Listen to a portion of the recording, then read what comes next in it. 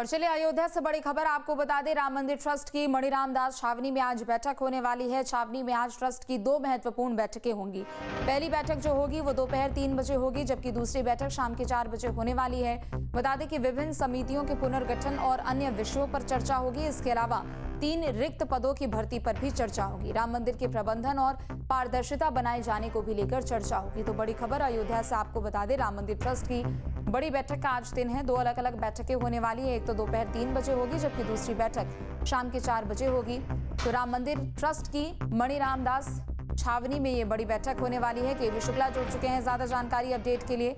केबी देखिए, आज बैठकों का दौर देखने को मिलने वाला है। ट्रस्ट की एक और बड़ी बैठक जो कि दोपहर 3 बजे और शाम के 4 बजे भी होने वाली, क्या अपडेट है अभी? मंदिर में चढ़ावा चोरी के बाद पहली बैठक 6 जुलाई को हुई थी। उसके बाद आज 22 जुलाई को शाम 3 बजे एक बैठक शुरू होगी। ये 24 बैठक होगी। उसके बाद शाम 4 बजे दूसरी बैठक हुई।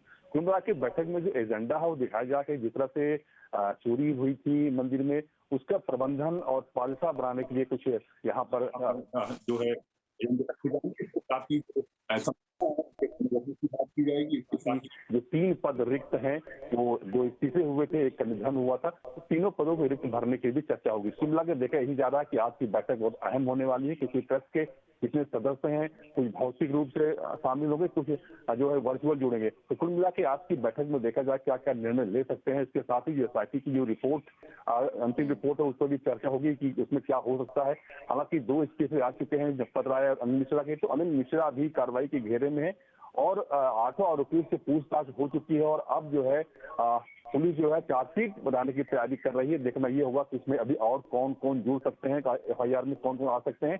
कुल मिला के जांच भी चल रही है और बैठक का जो आज दौर चलेगा, पहली बैठक 3 बजे होगी, क्योंकि 3 बजे में कुछ ऐसे निर्णय सामने आने हैं जो 4 बजे की बैठक में रखे जाएंगे। तो कुल मिला के देखा यही जा रहा है कि जिस तरह की बैठक है, आज की बैठक अहम होगी और इस पे सभी की नजरें हैं, चाहे वो राम भक्त हों, चाहे राजनीतिक लोग हों, चाहे आरएसएस हो या विश्व हिंदू परिषद हो। तो आरएसएस भी जो है बैठक को नजर बनाए हुए। कल एक संतों की बड़ी बैठक होगी जो आरएसएस के पहल पर की जा रही है, जो जिस तरह से नकारात्मक बनी है माहौल जो बना अयोध्या में, जो बदनाम हुई, जो राम मंदिर में जो बदनाम करने की कोशिश की गई, उसको लेकर कल संतों की बैठक। हालांकि आज बैठक शुरू होगी और आज से कल 2 दिन बैठकें होगी अयोध्या में और देखना ये होगा कि बैठक में क्या निकल कर आता है, क्योंकि आज की महत्वपूर्ण बैठक ये होगी कि जो 2-3 पद रिक्त हैं उन पर भरे जाने की चर्चा होनी है। इसके साथ ही हालांकि जो सीओ की बात चल रही है, क्योंकि 5500 से अधिक जो है आवेदन आए, हालांकि अभी जो 30 दिन कमेटी बनी है अभी स्क्रीनिंग नहीं हो पाई है, तो शायद आज की बैठक में उसकी चर्चा ना हो पाए।